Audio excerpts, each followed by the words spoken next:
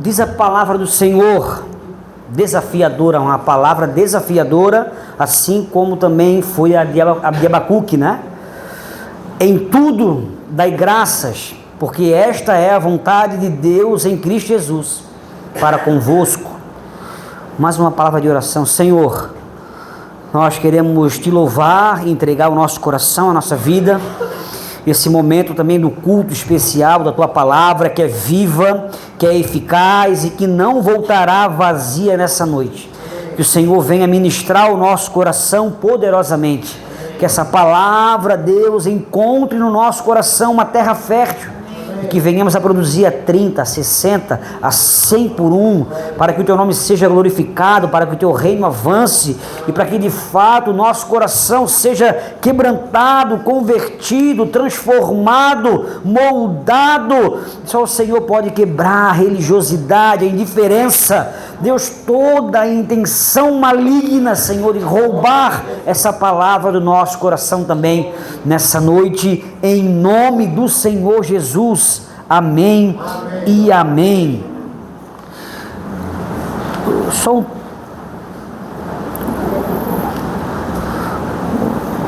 meu tablet, ele funciona quando ele quer.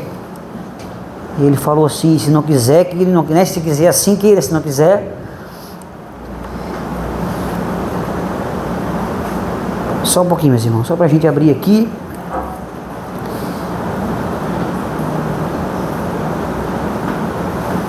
Aleluia. No ano de 1620, depois de uma seca, de uma estiagem, de um tempo difícil nos Estados Unidos, no ano seguinte, no ano 1621, depois de um inverno rigoroso, eles tiveram uma colheita abundante. E aquela colheita abundante trouxe ao coração daquelas pessoas gratidão.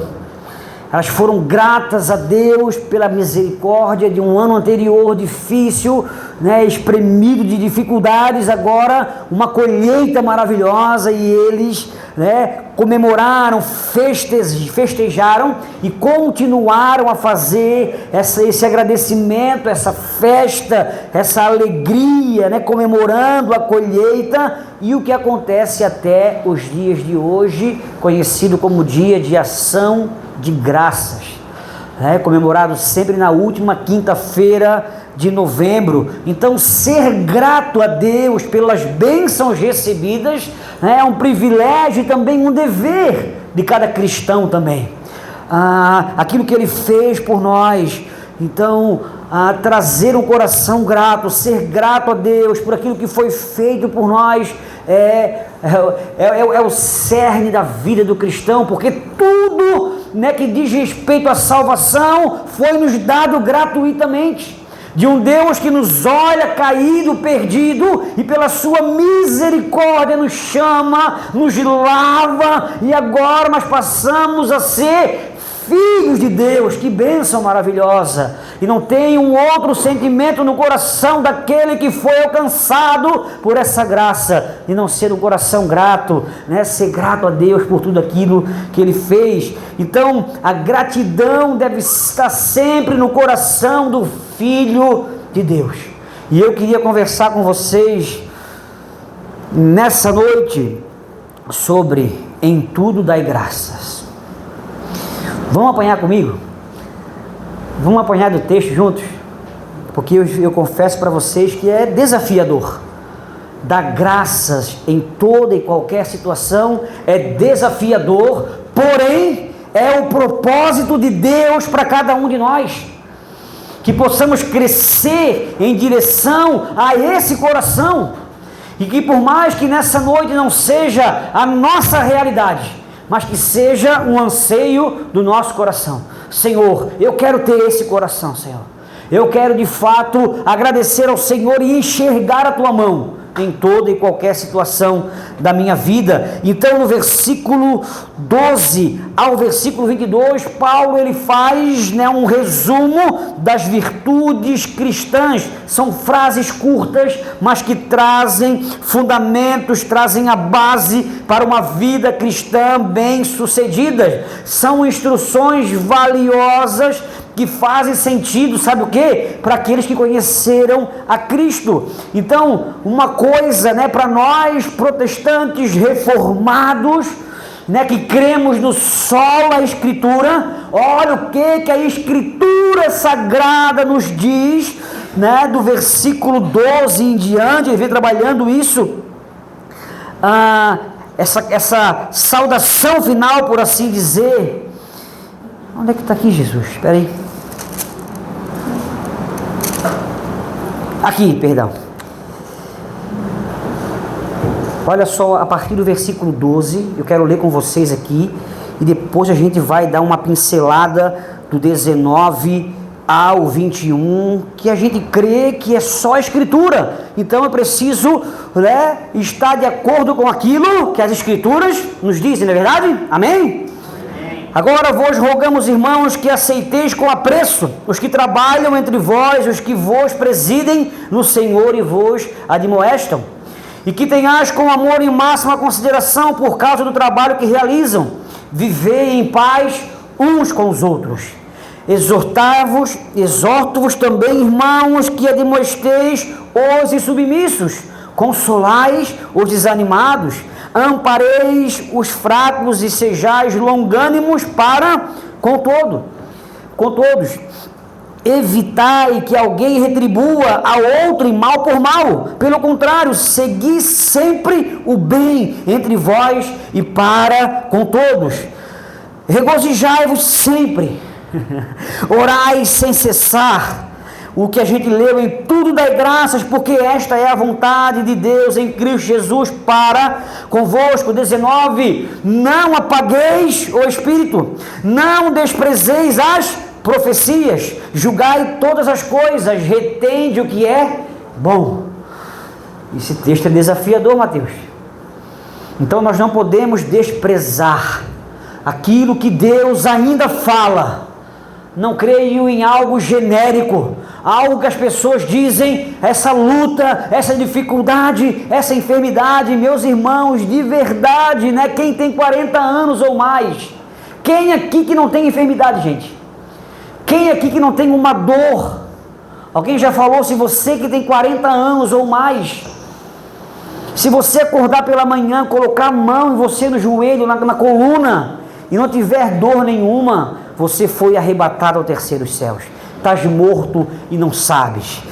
Então, eu creio naquilo que Deus fala. Deus continua falando pela sua Escritura e também usa homens e mulheres que trazem palavras certeiras. E nós não podemos desprezar essas coisas. Então eu olho para esse texto que traz uma série de direções, de diretrizes, e eu o comparo também com as bem-aventuranças. São características, são qualidades, são um estilo de vida daqueles que tiveram um encontro com o Senhor Jesus. Então, as orientações de Paulo aos Tessalonicenses, assim como a orientação de Cristo aos seus discípulos no Sermão da Montanha, são contracultural, vão contra aquilo que é pregado no mundo. São qualidades e características intrínsecas dos cristãos que não é possível reproduzir pela força humana, pelo esforço humano, pela sabedoria humana. É algo sobrenatural. Então, por exemplo, como que alguém se alegra sempre no Senhor? Não significa, meus irmãos, que nós como cristãos não passaremos por dificuldades. Em João 11:35, alguém sabe esse versículo de cor? Jesus chorou, glória a Deus, irmão. O velhinho tá fera na Bíblia, velho. Então, e nós passamos, meus irmãos, por momentos da nossa vida, onde nós pensamos muitas vezes que não vamos suportar. Tamanho sofrimento, angústia, decepção. Às vezes nos acomete uma nuvem de tristeza, de desânimo, e a gente pensa muitas vezes em jogar tudo para cima, e de repente algo acontece, o Espírito Santo testificando com o meu espírito: ei, Billy, tu és um filho amado do Senhor, e aquilo traz algo no nosso coração, e a gente continua caminhando, prosseguindo na direção do Senhor. Não seremos isentos de dificuldade. Não é assim, meus irmãos. Quem nunca passou por um momento de tribulação, tristezas, angústias da alma, coisas que fugiram do nosso controle, situações que nos colocaram, sem poder fazer algo que fugiu do nosso controle. Mas o nosso Deus está olhando, contemplando e sabe aquilo que cada um de nós está passando nessa noite. Eu não creio, meus irmãos, no contexto de capelania hospitalar e de lugares de tristezas extremas, que Deus se alegra com o sofrimento, que Deus se alegra com a doença. Eu não creio nisso. Mas parem e pensem, são nesses momentos onde as nossas orações são as orações mais sinceras. No momento da angústia e da dificuldade é onde eu, pela ausência de poder na minha mão de resolver, eu sou levado a confiar naquele que pode fazer todas as coisas. Então eu estou diante de uma situação onde eu não consigo pela minha força resolver, Se você não é orgulhoso, soberbo, mas se você tem um coração quebrantado em Cristo, você será levado a se prostrar, a se dobrar e a clamar e a pedir: Senhor, tenha misericórdia de mim. Há muitos salmos de contrição. Então a contrição faz parte da vida cristã, mas o povo cristão, ele não é um povo que vive sempre triste. Passamos por dificuldades. O povo cristão é um povo alegre. E sabe por que o cristão é um povo alegre? Porque o cristão, ele tem, diferente desse mundo que morre no maligno, o cristão tem uma esperança viva. E a nossa esperança não se limita a este mundo, porque se fosse assim, seríamos os mais infelizes de todos os homens. O cristão é alguém que ele pode estar passando um inferno nesse lugar, mas há uma projeção, há um lugar, há uma esperança de que um dia tudo isso vai se findar. Amém? Mesmo em meio à tribulação, o Espírito nos faz enxergar algo bom e nos leva a dar graças a Deus. Então o versículo 18, no qual nós lemos, é desafiador e caminha nesse sentido. Então, assim, meus irmãos, é um crescimento. A vida cristã é um crescimento. Talvez você esteja no estágio inicial da caminhada. Talvez você esteja caminhando há muitos anos, mas ainda não amadureceu. Quando eu era jovem, agora eu descobri que eu não sou mais jovem, porque o jovem é até 35 anos. E o menino me chamou de tio ali e acabou comigo, aquele ali me derrubou. Acabou comigo, não prestei mais. Mas eu gostava de umas coisas. Por exemplo, eu gostava de colocar turbal na descarga da moto. E eu sonhei esses dias que eu fui pego na blitz e eu coloquei uma turbal na moto do Sérgio. E eu acordei indignado. Como que eu botei uma turbal na moto do Sérgio, gente? Acordei, repreendi em nome do Senhor Jesus. E é uma coisa que eu não suporto mais, uma moto barulhenta, eu não suporto mais isso. Aí veio o cara com 45 anos, com o carro rebaixado, arrastando no chão. Não cresceu. É um gosto, pastor Billy, mas não pode criticar, mas é uma coisa que é legal quando a gente é novo. Mas depois que a gente vai ficando velho, tem que mudar, gente. Se não mudar, tem que mudar. Então, às vezes, a caminhada cristã, as pessoas continuam nessa eterna infância, adolescência, mas a ideia é um crescimento progressivo. Então, dar graças em toda e qualquer situação pode ser difícil para quem começou na sua caminhada cristã, né? E pode ser difícil também no momento da caminhada cristã de maturidade, onde a gente está fragilizado pelas circunstâncias da vida. Então é um desafio, e é um desafio que é também possível. Então a gente, o maior exemplo, o próprio Cristo, sendo esbofeteado, sendo escoteado, cuspido, escarnecido, Pai, perdoa-lhes, não sabem o que fazem. O exemplo de Jó, pensa isso. Você enterrar 10 filhos num dia, ninguém tem noção disso, gente. Eu sei que aqui já tiveram pessoas que perderam um filho, e eu creio que seja algo que a gente não consegue mensurar, não consegue falar o que é isso, né? Principalmente na juventude, numa situação trágica.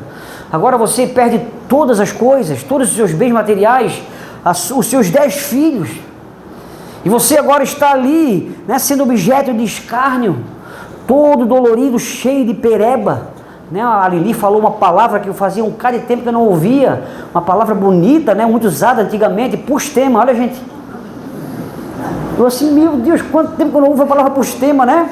É uma palavra assim, a etimologia da palavra, né, vem do latim, vem do hebraico.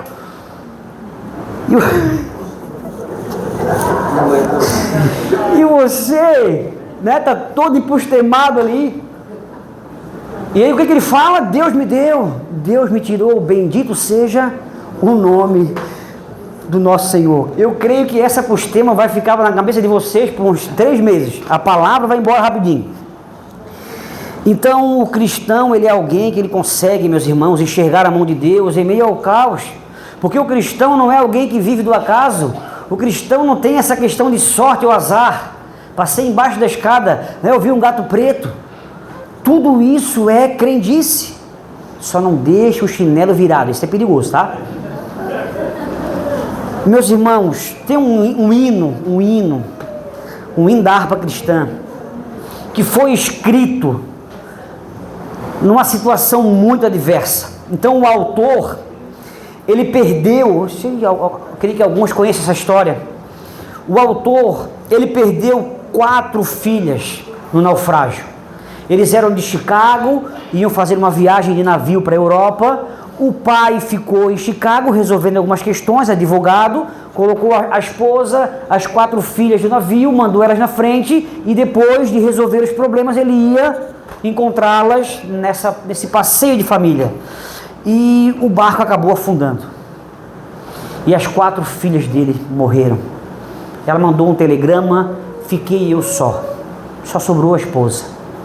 E agora ele vai de encontro à esposa e ele passa no lugar por onde houve um naufrágio. E ali ele para, ele contempla alguém com o coração despedaçado por perder 4 filhas. Eu não sei o que é isso, eu não quero saber o que é isso. É algo que a gente não consegue descrever. E esse homem com o coração quebrado, ele escreve o hino 108. E ele canta em momentos de dificuldade. Ele canta assim, ó. Deixa eu tomar uma água, peraí.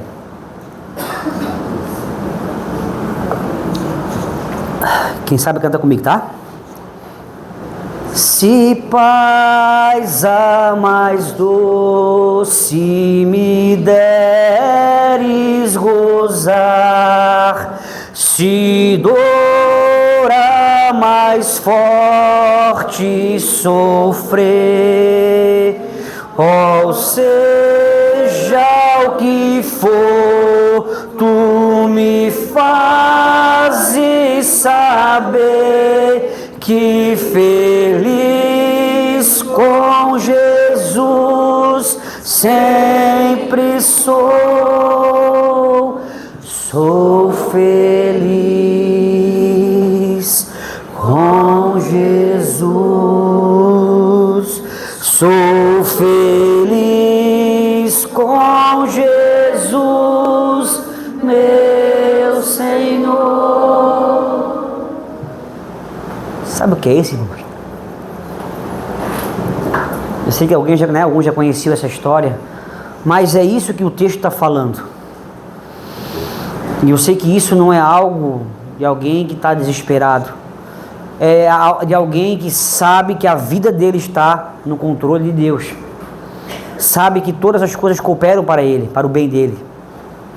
E é um desafio porque às vezes a gente está condicionado, como eu falei no começo, a elementos externos. Se a gente for esperar, meus irmãos, as coisas ficarem boas de verdade, para a gente adorar ao Senhor, a gente dificilmente vai adorar, porque a vida cristã é marcada por altos e baixos, dificuldades. Então, ele de fato, né, mostrou um coração que estava ali, né, confiante na provisão do Senhor, mesmo em meio à adversidade. E o próprio Jesus nos disse que nós teríamos o que? Aflições, mas tende bom ânimo. Outro episódio também, Atos 16, 25, por volta da meia-noite, Paulo e Silas, depois de serem surrados, amarrados num tronco, ali com as costas, né, eu lembro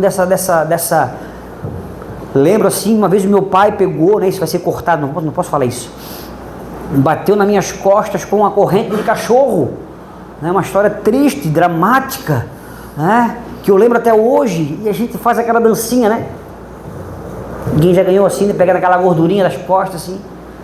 Agora imagina você todo esfolado, com dor, desconfortável, e você está ali cantando louvores a Deus, e os demais companheiros ouviam esse louvor. Isso é algo que a gente às vezes não consegue, né, se dar conta. Então, mesmo surrados, machucados, esses homens renderam graças a Deus, e essa é uma atitude que Deus requer de cada um de nós. Amém? Eu queria aplicar essa palavra ao nosso coração, dizendo que nós vivemos, meus irmãos, numa geração marcada pela ingratidão, né, pelo descontentamento, e isso fica visível, né, já falei algumas vezes isso aqui, nas nossas crianças. Então nós esperávamos o ano todo para em dezembro você pegar um ônibus e ir até Florianópolis, né, comer 3 coxinhas por R$1, uma garrafinha, laranjinha, água da serra, que não voltava com você, porque você colocava para fora na metade do caminho, e ganhar uma mudinha de roupa era algo que o nosso coração ansiava. Um relógio daquele que não podia nem ver a umidade, já caiu o ponteiro, era a nossa alegria. Ganhamos um Power Rangers, nós dizíamos que em gancho, o inglês de gancho era Power Ranger, e o meu irmão ganhou um rosa, e meu pai, para apaziguar a situação, não, para fazer coleção, nunca mais que nos deu um azul para mim e um rosa para ele. Mas era alegria aquilo, receber aquilo, o pouco que a gente tinha, a gente se alegrava, pegava a cigarrinha, amarrava ela no pezinho e botava na árvore de Natal, que alegria, era pobreza demais, mas era alegria, gente. E agora as nossas crianças, eu não como isso. A minha mãe tinha uma pedagogia um pouco diferente, né? Não queres comer, querido? E hoje, né, a maioria dos pais que foram criados nessa dificuldade, nessa privação, nessa escassez, se matam, trabalham, fazem, não, eu vou comprar um iPhone para minha filha, para o meu filho. É uma criança mal agradecida, não ajuda em nada. E os pais e as mães que passaram por dificuldade ficam fomentando isso, alimentando, né, crianças e adolescentes ingratos. Nunca está bom, estão sempre reclamando. E isso também atinge nós adultos. É o meu corpo, é o meu carro, é a minha casa, porque o outro consegue, eu não consigo, e a gente fica nessa murmuração contínua. E alguém já falou com propriedade que a murmuração é o cântico do inferno. Se no céu há louvor, no inferno também há. Quando nós levantamos a nossa voz em gratidão, em ação de graças, nós louvamos ao céu. Mas quando nós murmuramos, reclamamos daquilo que nós temos, nós estamos louvando também, só que para o lado errado, no inferno. Então, aprender da graça em qualquer situação é um desafio. Porque assim, muitas coisas, meus irmãos, vai fugir do controle. E aceitar isso vai nos ajudar a conviver com essas situações. A crise conjugal, a crise familiar, Há enfermidades que vêm, a gente não está preparado, ninguém está preparado para um diagnóstico, ninguém está preparado para uma perda, ninguém está preparado, né, para os revés que a vida pode trazer. E se a gente condicionar isso, trazer isso como algo que vai de fato fazer com que eu louve ou não, a gente está perdido. E o texto nos encoraja dizendo: ei, apesar de tudo estar ruindo, ei, dê graças ao Senhor. É um texto que eu tenho meditado nesses últimos dias, preguei esse texto aqui, esse texto tem vindo, eu tenho mastigado, ruminado ele, tenho trazido ele direto, que é justamente Romanos 8, 28, todas as coisas cooperam para o bem daqueles que amam a Deus, daqueles que são chamados segundo o seu propósito. Então, a chave desse versículo é se de fato nós estamos vivendo no propósito do Senhor. Por quê? Tem muita gente enfrentando dificuldade, problemas, mas isso é fruto de desobediência, pecado, precipitação. A gente não ouve o conselho e depois quebra a cara. Então esse tipo de sofrimento não tem valor nenhum na caminhada cristã e não traz nenhum crescimento. 1 Pedro 2,20, pois que glória há, se pecando e sendo esbofeteados por isso, o suportais com paciência? Se entretanto, quando praticais o bem, sois igualmente afligidos e o suportais com paciência, aí isso é grato diante de Deus. Então, se você está vivendo no propósito do Senhor, se de fato nosso coração está no caminho do Senhor, e as coisas estão acontecendo de maneira que foge ao nosso controle, isso pode sim, você pode dizer como o apóstolo Paulo, sabemos, uma linguagem da matemática, algo exato, sabemos que todas as coisas cooperam para o nosso bem, é o Senhor moldando o nosso caráter. Quando a gente começa a buscar o Senhor de maneira mais íntima, com mais intensidade, o número de sofrimentos e tribulações e perseguições também é proporcional a essa busca e esse crescimento. Amém? Então, às vezes eu chego lá no Serene, nos lugares que eu prego, chegou um menino assim: pastor Billy, comecei a orar de madrugada, comecei a ler mais a Bíblia, está todo mundo contra mim. E eu falo assim: glória a Deus, irmão. E ele fica assustado: como assim glória a Deus? Está no caminho certo. Então, se eu estou fazendo a vontade do Senhor e coisas estão acontecendo na minha vida que não são coisas que eu quero, é o próprio Deus trabalhando, moldando, amassando, esmagando o nosso coração, nos trazendo de volta para um lugar. Porque para caminhar diante do Senhor, é o Senhor quem nos coloca nos lugares. Como aqueles discípulos que não entenderam o milagre de pães e peixes, acharam que era só isso mesmo. O Senhor colocou, eles no barco, na tempestade, para trazer o coração deles de volta a esse lugar, aonde Ele quer que nós venhamos a caminhar. Amém? Então, se está difícil, meu irmão, se está na bênção, está difícil, o suportar, pense numa coisa: Deus não deixa que sejamos tentados além da nossa força. Ele sempre dá um escape, e o escape é a presença maravilhosa do Espírito Santo, ministrando algo no nosso coração, trazendo vida, trazendo cor, trazendo encorajamento, trazendo propósito. E de repente a gente está desanimado, chega alguém que da caminhada, tem caminhado muito próximo agora com Samuel. Aí às vezes eu posto um videozinho, e o pessoal assim: pô, esse senhor, rapaz, se entregou, lá do canto, está internado no Sereno, aquele senhor. Não, ele está lá comigo, rapaz. Não, graças a Deus. Ele fazia muita quizuma, lá no canto, fazia bomba de cal, botava fogo no bombril, jogava pedra na casa dos outros, e fazia umas coisas mais bravura, mas essas coisas do outro lado nunca foi, não. Aí o senhorzinho está ali, coitado, senhor de idade já, nessa vida, Não, ele está comigo ali, caminhando junto comigo, E é bênção, alinhamento, propósito, a gente vai trabalhando, e Deus também usa de pessoas também para nos alinhar, pessoas que são chamadas pelo Senhor para colocar o dedo no nosso nariz e dizer que a gente está errado e nos convidar de volta para esse caminho. Então, é interessante, meus irmãos, que o texto não nos diz assim, já estou concluindo, tá? Que o texto não nos diz assim, todas as coisas boas cooperam para o bem. Então, o maior desafio e o maior, marcador, por assim dizer, de crescimento e de maturidade espiritual é quando eu olho para tudo que aconteceu e eu não vejo assim, foi o diabo que fez isso na minha vida. Como eu vejo muitos cristãos falando, ai pastor, foi o devorador.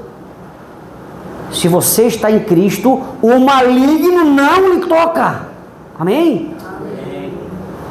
Então, se tudo que está acontecendo na tua vida é propósito do Senhor para te fortalecer, fica firme. Não desanima, fica firme, coragem. É o Senhor nos encorajando nessa noite. Ei, vamos continuar caminhando. E às vezes, meus irmãos, nós idealizamos uma vida cristã de conto de fadas, onde tudo dá certo. Ai, que maravilha seria, né?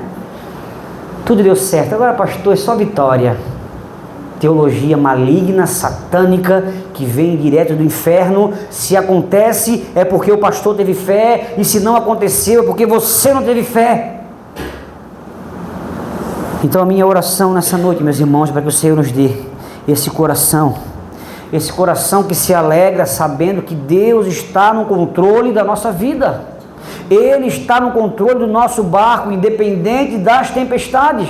Há momentos que haverá bonança, há momentos onde o mar é tranquilo, mas há momentos, e esses momentos são muitos, de mares bravios, de ventos contrários, mas tudo isso está cooperando para o nosso crescimento, e a gente precisa olhar para tudo isso e dizer, glórias ao nosso Deus, graças te damos, Senhor, porque o Senhor não desampara os seus. Já fui moço e sou velho, eu nunca vi um justo desamparado, nunca vi a sua descendência mendigar um pão. O Senhor nos disse que estaria conosco todos os dias, até a consumação dos séculos. O Senhor nos disse que não nos deixaria órfãos. O Senhor nos dá o Espírito Santo, que testifica com o nosso Espírito que somos o quê?